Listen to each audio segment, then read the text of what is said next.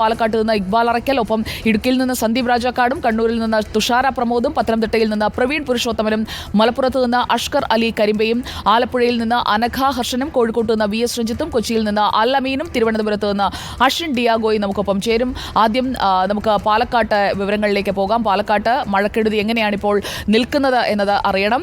ഇക്ബാൽ അറയ്ക്കൽ നമുക്കൊപ്പം ചേരുകയാണ്. ഇക്ബാൽ അറയ്ക്കൽ, ആലത്തൂരിലെ താൽക്കാലിക നടപ്പാലം പൂർണ്ണമായി നിലം പൊത്തിയതടക്കം ഏതൊക്കെ ഭാഗങ്ങളിൽ നിന്നാണ് മഴ വാർത്തകൾ ഇപ്പോൾ വന്നുകൊണ്ടിരിക്കുന്നത്? ആശങ്കപ്പെടേണ്ട സാഹചര്യമുണ്ടോ ജില്ലയിൽ? ഇക്ബാൽ. വിജയ, പാലക്കാട് ജില്ലയിൽ ഉടനീളം മഴ ശക്തി ആർജിക്കുന്ന ഒരു സാഹചര്യമാണ് ഉള്ളത്. നമ്മൾ നേരത്തെ റിപ്പോർട്ട് ചെയ്തതുപോലെ ആലത്തൂരുള്ള പത്തനാപുരം താൽക്കാലിക നടപ്പാലം തകർന്ന് വീഴുകയായിരുന്നു. ഇന്നലെ രാത്രിയിലാണ് ഈ നടപ്പാലം തകർന്ന് വീണത്. ഈ പാലത്തിൻ്റെ ഒരു വശം കഴിഞ്ഞ മാസം 26-ന് തകർന്നിരുന്നു. ഇന്നലെ രാത്രി 7:30 മണിയോടുകൂടി പാലം പൂർണ്ണമായും ഈ ഗായത്രി പുഴയിലേക്ക് മറിഞ്ഞു വീഴുന്നൊരു സാഹചര്യമാണ് ആലത്തൂരിലുണ്ടായത്. ഞാനിപ്പോൾ ഉള്ളത് വടക്കഞ്ചേരിക്കടുത്ത് കണ്ണമ്പ്രയിലാണ്. ഇവിടെയാണ് ഈ വീടിൻ്റെ ചുവര് ഇടിഞ്ഞു വീണ് അമ്മയും മകനും മരിക്കുന്ന ഒരു സാഹചര്യം ഉണ്ടായത്. ഇന്നലെ രാത്രിയിൽ പെയ്ത കനത്ത മഴയിൽ ഈ മണ്ണ് കൊണ്ടുണ്ടാക്കിയ ഈ വീടിൻ്റെ ഈ ചുവര് ഇടിഞ്ഞു വീഴുകയായിരുന്നു എന്നാണ് നാട്ടുകാർ ഉൾപ്പെടെ പറയുന്നത്. ഈ കണ്ണമ്പ്ര കൊടക്കുന്ന വീട്ടിൽ സുലോചന, മകൻ രഞ്ജിത്ത് എന്നിവരാണ് മരിച്ചത്. ഇന്നലെ ഈ രാത്രി പെയ്ത മഴയിലാണ് ഈ വീടിൻ്റെ ചുവര് പൂർണ്ണമായും ഇവരുടെ മേളിലേക്ക് ഇടിഞ്ഞു വീണത്. ഇവർ തൊട്ടപ്പുറത്ത് തന്നെയായിരുന്നു കിടന്നിരുന്നത് എന്നാണ് നാട്ടുകാർക്ക് മനസ്സിലാക്കാൻ സാധിച്ചത്. ഏറ്റവും ഒരു എടുത്തു പറയേണ്ട ഒരു കാര്യം എന്ന് പറയുന്നത്, ഇന്നലെ രാത്രി അപകടമുണ്ടായി രാവിലെയാണ് നാട്ടുകാർ ഈ കാര്യം അറിയുന്നത്. പിന്നീടാണ് രക്ഷാപ്രവർത്തനമെല്ലാം നടത്താൻ സാധിച്ചത്. ഇപ്പോൾ ഈ രക്ഷാപ്രവർത്തനത്തിൽ ഉൾപ്പെടെ നേതൃത്വം നൽകിയ ഒരു നാട്ടുകാർ നമ്മളോടൊപ്പം ചേരുന്നുണ്ട്. ഇന്ന് രാവിലെ നിങ്ങൾ എത്ര മണിക്ക് അത് കാണും? ഇത് കാലത്തൊരു 7 മണിക്കാണ് ഇവരുടെ ഇളയച്ചനാണ് എന്നെ വിളിച്ചത്, വേഗം വരണം എന്ന് പറഞ്ഞു. അപ്പോൾ ഞാൻ വന്ന് നോക്കുന്ന സമയത്ത് ഇവിടെ എല്ലാം ഇപ്പോൾ ഞങ്ങൾ 2-3 പേരും നോക്കിയപ്പോൾ കൈ കണ്ടപ്പോൾ ആൾ ഇതിനകത്തുണ്ട്, 2 പേരുണ്ടെന്ന് മനസ്സിലായി. അപ്പോൾ തന്നെ ഞങ്ങൾ ഫയർഫോഴ്സിനെ വിളിച്ചു, പോലീസിനെ വിളിച്ചു. പിന്നെ അവർ വന്നതിന് ശേഷമാണ് അതെല്ലാം മാറ്റിയിട്ട് ഞങ്ങൾ എന്തറിയും. അപ്പോൾ നോക്കുന്ന സമയത്ത് ഒന്നും അനക്കില്ല. അപ്പം ഞങ്ങളെ രക്ഷപ്പെടുത്തുക എന്ന് പറഞ്ഞു കഴിഞ്ഞാൽ ഒരു അനുകൂലം ഒന്നുമില്ല. ഇപ്പം നമ്മളെ എന്തെങ്കിലും സംഭവിക്കേണ്ട എന്നുള്ള രീതിയിൽ തന്നെയാണ് ഫയർഫോഴ്സിനെ വിളിച്ച് പോലീസും വന്ന് അവർ സുലോചനയും മകനും മാത്രമേ വീട്ടിൽ അവർ 2 പേരെ മാത്രമേ ഉള്ളൂ. ഇത് ഇപ്പോഴല്ല, ഞങ്ങൾ മാസങ്ങൾക്ക് മുമ്പ് തന്നെ ഇവരടുത്ത് ഇവിടെ താമസിക്കേണ്ട എന്നുള്ളത് ഞങ്ങൾ പറഞ്ഞതാണ്. അവരത് പറയും ഇവിടെ താമസിക്കേണ്ട, നിങ്ങളിത് സേഫ് അല്ല. ഇപ്പം ഞങ്ങൾ വീടിന് അതിൻ്റെ എഴുതിയെല്ലാം കൊടുത്തിട്ടുണ്ട്. പഞ്ചായത്തിൽ നിന്നും 80% വീട് പോയി എന്ന് പറഞ്ഞിട്ട് എല്ലാം എഴുതി കൊടുത്ത് എല്ലാം ഇടയാക്കിയിട്ടുണ്ട്. ഇവിടെ താമസിക്കേണ്ട 100 വട്ടം പറഞ്ഞതാണ്. അവർ കേൾക്കത്തില്ല. പിന്നെ ഞാൻ അത് വന്നിട്ട് ഒരു ഫോട്ടോ കൂടി എടുത്ത് അവർക്ക് കിടക്കണം. ഇത് ഈ മണ്ണ് കൊണ്ടുള്ള ചുമരായത് കൊണ്ടാണ് ഇടിഞ്ഞു വീണത്. മണ്ണ് കൊണ്ട് ഇത് നേരത്തെ ഇടിഞ്ഞു വീണതാണ്. നേരത്തെയും കുറച്ച് ഇടിഞ്ഞു വീണിട്ടുണ്ട്. ഇപ്പോഴാണ് പൂർണ്ണമായി വീണത്. ഇവർ മാറാൻ തയ്യാറായി. ഇതാണ് കണ്ടില്ലേ ഈ ഫോട്ടോയിൽ, ഇത് നേരത്തെ ഇടിഞ്ഞു വീണത്. എന്നിട്ട് അവരവിടെ കിടക്കുകയാണ്. ഇങ്ങനെ കിടക്കാൻ പാടില്ല, ഇത് ശരിയല്ല. എന്നിട്ട് നാളെ ഞങ്ങൾക്കൊരു ഇതാണ്, നിങ്ങൾക്ക് വേണോ താമസിക്കണോ, ഞങ്ങളുടെ പാർട്ടി ഓഫീസ് അവിടെ ഉണ്ട്, അവിടെ പോയി കിടന്നോളി.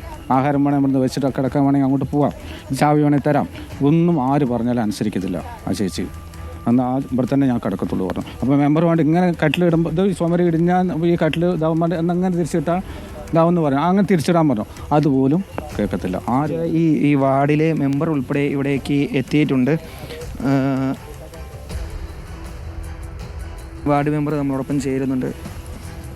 നിരവധി തവണ ഇവരോട് ആവശ്യപ്പെട്ടിരുന്നല്ലോ ഇവിടെ നിന്ന് മാറാൻ. പിന്നെ 1 മാസത്തിന് മേലെയായി. ഫോട്ടോ ഉൾപ്പെടെയുണ്ട്, ആ ചേച്ചി കിടക്കുന്ന ഫോട്ടോ ഉൾപ്പെടെ. കാരണം നമുക്ക് ഈ ഫോട്ടോ എടുത്തിട്ട് വേണമല്ലോ നമുക്ക് അപ്ലോഡ് ചെയ്ത് നമുക്ക് ലൈവ് കൊടുത്ത് ഇങ്ങനെയാണ് സംഭവം, വീടിൻ്റെ തകർച്ച ഇങ്ങനെയൊക്കെ എന്നൊരു അപേക്ഷ വയ്ക്കും. അപ്പം അതിനനുസരിച്ച് ഇവിടെ വന്ന് ഫോട്ടോ എടുക്കുമ്പോഴൊക്കെ അവർ ഫോട്ടോ ഉൾപ്പെടെ ഇങ്ങനെ ചുമര് വീണ സ്ഥിതി, ഈ രീതിയിൽ കട്ടിലിട്ട് കിടക്കാൻ പാടില്ല. ഒന്നുമില്ലെങ്കിൽ തിരിച്ച് കെട്ടണം, ഇല്ലെങ്കിൽ ഒരു 10 സിമെൻറ്റ് കട്ട ഉണ്ടെങ്കിൽ മതി ചേച്ചി, നിങ്ങൾക്ക് ഒരുപാട് വേണ്ട, ഒരു 10 കട്ട ഉണ്ടെങ്കിൽ നമുക്ക് അപ്പുറത്തൊരു ഷെഡ് പോലെ വെച്ചാണെങ്കിൽ നിങ്ങൾ അമ്മയും മോനും തന്നെയല്ലേ ഉള്ളൂ എന്നൊക്കെ പറഞ്ഞാൽ വളരെ തവണ കാല് പിടിച്ചിട്ടുണ്ട്.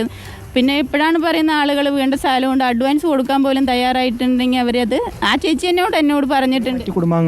കുടുംബാംഗങ്ങളുണ്ടെങ്കിലും കുടുംബവും നാട്ടുകാരും ഒന്നും ഇവർക്ക് പറ്റില്ല. നമ്മളെ പറഞ്ഞാൽ അനുസരിക്കില്ല. പിന്നെ കുടുംബവും നാട്ടുകാരും പറഞ്ഞാൽ എത്രത്തോളം കുടുംബവും നാട്ടുകാരെ ഞാൻ വിവരം അറിയിച്ചിട്ടാണെങ്കിൽ അവരെ കൊണ്ട് ഞാൻ ചെയ്യിക്കാന്നുള്ള രീതിയിൽ പറഞ്ഞാൽ ഇവർക്ക് കുടുംബവും നാട്ടുകാർ ഒരു ബോൾ പോലും വീടിനകത്ത് പറ്റില്ല.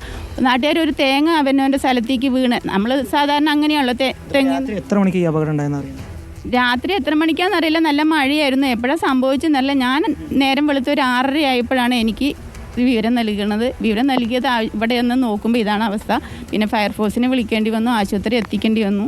ആലത്തൂർ താലൂക്ക് ആശുപത്രി ഞാൻ മാറ്റി.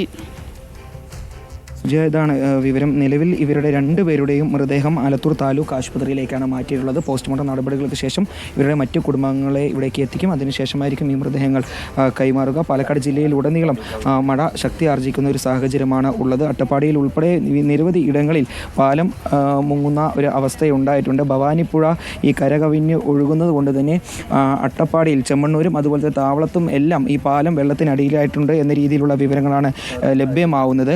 പൊട്ടിക്കൽ, വീട്ടിയൂർ ഊരുകളെ ബന്ധിപ്പിക്കുന്ന ചെമ്മണ്ണൂരുള്ള പാലം പൂർണ്ണമായും വെള്ളത്തിനടിയിലായി എന്ന രീതിയിലുള്ള വിവരം വരുന്നുണ്ട്. അതിനൊപ്പം തന്നെ അട്ടപ്പാടിയിൽ കനത്ത മഴയിൽ മരം വീണ് അട്ടപ്പാടി ചോലക്കാട് സ്വദേശിയായ ലീലാമ്മയുടെ വീട് തകർന്നിട്ടുണ്ട്. ഇക്ബാൽ, ഇപ്പോൾ ആ വീടിൻ്റെ ദൃശ്യങ്ങളാണ് പ്രേക്ഷകർ കണ്ടുകൊണ്ടിരിക്കുന്നത്. നോക്കൂ, അവിടെ സുലോചനയും മകൻ രഞ്ജിത്തുമാണ് താമസിച്ചിരുന്നത്. കിടപ്പുരോഗിയായിരുന്നു സുലോചന. അതുകൊണ്ട് തന്നെ ഇരുവരും ഉറക്കത്തിലായതുകൊണ്ട് ഈ ചുമരിടിഞ്ഞു വീഴുന്നത് ഒരുപക്ഷെ അവർ അറിഞ്ഞിട്ടുമുണ്ടാകില്ല. അറിഞ്ഞപ്പോഴേക്കും അതിനടിയിൽ പെട്ടുപോയിട്ടുമുണ്ടാകാം. ആ വീടിൻ്റെ ഒരു അപകടാവസ്ഥ അത് ഒറ്റ നോട്ടത്തിൽ തന്നെ ബോധ്യപ്പെടുന്നതാണ്. എന്നിട്ടും ഇവരെ, അതായത് ഒരു കിടപ്പുരോഗി അടക്കം ഉണ്ടായിട്ടും ഇവരെ മറ്റൊരു സ്ഥലത്തേക്ക് മാറ്റി താമസിപ്പിക്കേണ്ടതല്ലേ? ഒരു മഴ മുന്നൊരുക്കം എന്ന രീതിയിൽ സ്വാഭാവികമായും ചെയ്യുന്ന നടപടികളല്ലേ ഇങ്ങനെയുള്ളത്? എന്തുകൊണ്ടായിരിക്കാം ഇവരെ മാറ്റാൻ കഴിയാതെ പോയത്? അതായത് നമുക്ക് വാർഡ് കൗൺസിലറിൽ നിന്ന് ഉൾപ്പെടെ മനസ്സിലാക്കാൻ സാധിച്ചിട്ടുള്ളത്, ഈ ചുവരിൻ്റെ തൊട്ടപ്പുറത്ത്, ഇപ്പോൾ ദൃശ്യങ്ങളിൽ കാണുന്ന ഈ ചുവരിൻ്റെ അപ്പുറത്തുള്ള കട്ടിലായിരുന്നു സുലോചന ഉൾപ്പെടെ കടന്നിരുന്നത്. ഇവരോട് നിരവധി തവണ ഇവിടെ നിന്ന് വീട് മാറി പോകണം എന്നുള്ളൊരു വിവരം അധികൃതർ ഇവിടേക്ക് എത്തി പറഞ്ഞിരുന്നു. പൂർണ്ണമായും മണ്ണ് കൊണ്ടുണ്ടാക്കിയ വീടാണ്. നമുക്ക് ദൃശ്യങ്ങളിൽ കാണാം, ഒരു ഭാഗത്ത് പോലും കല്ല് ഉപയോഗിച്ചിട്ടില്ല ഈ വീട്. അതുകൊണ്ട് തന്നെ മഴ പെയ്യുമ്പോൾ ഈ വീടിൻ്റെ ചുവരുകളെല്ലാം കുതിർന്ന് പല സമയങ്ങളിലും ഇത് അടർന്ന് വീണിരുന്നു എന്നാണ് നാട്ടുകാർ ഉൾപ്പെടെ പറയുന്നത്. അങ്ങനെ ഓരോ സമയത്തും വീഴുമ്പോഴും നാട്ടുകാരും അതുപോലെ തന്നെ അധികൃതരും വാർഡ് കൗൺസിലർ ഉൾപ്പെടെ ഇവിടേക്ക് എത്തി ഇവിടെ താമസിക്കരുത് എന്ന രീതിയിലുള്ളൊരു വിവരം ഇവർക്ക് നൽകിയിരുന്നു.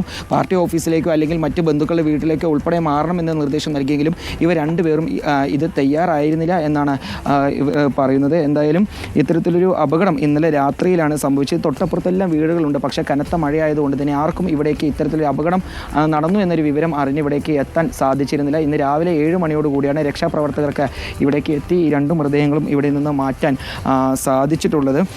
നമുക്ക് ദൃശ്യങ്ങൾ കാണാം, ഇപ്പോഴും ഈ വീട് ഓരോ വശങ്ങളായി ചെറിയ രീതിയിൽ ഇടിഞ്ഞുകൊണ്ടിരിക്കുന്നു. അതുകൊണ്ട് തന്നെ ഉദ്യോഗസ്ഥർ, നമ്മൾ മാധ്യമങ്ങൾ ഉൾപ്പെടെ ഇവിടെ നിന്ന് മാറ്റാനുള്ള ഒരു നിർദ്ദേശമാണ് നൽകിയിരിക്കുന്നത്. ഇപ്പോൾ എപ്പോൾ വേണമെങ്കിലും ഈ മഴയിൽ കുതിർന്നു നിൽക്കുന്ന ഈ ഒരു പുരയിടം എപ്പോൾ വേണമെങ്കിലും നിലപൊത്താം. അതുകൊണ്ട് അത് വീണ്ടും ആളുകൾ ഇതിന് ചുറ്റും നിൽക്കുമ്പോൾ ഒരു അപകടം ഉണ്ടാക്കും എന്നൊരു നിർദ്ദേശമാണ് നൽകുന്നത്. അതുകൊണ്ട് വളരെ ഒരു അപകടം നിറഞ്ഞ ഒരു സാഹചര്യത്തിലാണ് സുലോചനയും മകൻ രഞ്ജിത്തും താമസിച്ചിരുന്നത്. അധികൃതർ നൽകിയ നിർദ്ദേശം ഇവർ പാലിച്ചിരുന്നില്ല എന്നാണ് കൗൺസിലർ ഉൾപ്പെടെ വ്യക്തമാക്കുന്ന ഒരു കാര്യം. സുജയ. ഓക്കെ, ഇക്ബാൽ അറക്കലാണ് വിവരങ്ങൾ നൽകിയത്. ശക്തമായ കാറ്റും മഴയും പ്രദേശത്തുണ്ടായിരുന്നു. ആ കാറ്റിലും മഴയിലുമാണ് പുലർച്ചെയോടെ ആ വീടിൻ്റെ, ഒറ്റമുറി വീടാണ്, ആ വീട്ടിലാണ് കിടപ്പുരോഗിയായ സുലോചനയും തൃശ്ശൂർ ഗുരുവായൂർ റൂട്ടിലെ ബസ് കണ്ടക്ടറായിരുന്ന മകൻ രഞ്ജിത്തും താമസിച്ചിരുന്നത്. ആ വീടാണ് ഇടിഞ്ഞു വീണത്. കിടപ്പുരോഗിയായ സുലോചനയും കൊണ്ട് അവിടെ നിന്ന് മാറി താമസിക്കണമെന്നൊക്കെ പ്രാദേശിക ഭരണകൂടം ആവശ്യപ്പെട്ടിരുന്നെങ്കിലും അവിടെ നിന്ന് അവർ മാറി താമസിക്കാൻ തയ്യാറായില്ല. സ്വന്തമായുള്ള കിടപ്പാടം ഉപേക്ഷിക്കുന്നതിന് ബുദ്ധിമുട്ടാകാം. ഇതുപോലെയുള്ള സാഹചര്യങ്ങളിൽ അധികൃതർ മാറി താമസിക്കാൻ ആവശ്യപ്പെടുമ്പോൾ കൃത്യമായി അത് അനുസരിക്കാൻ തയ്യാറാകണം എന്ന് പ്രിയപ്പെട്ട പ്രേക്ഷകരോട് നമ്മളും അഭ്യർത്ഥിക്കുകയാണ്. നമുക്ക്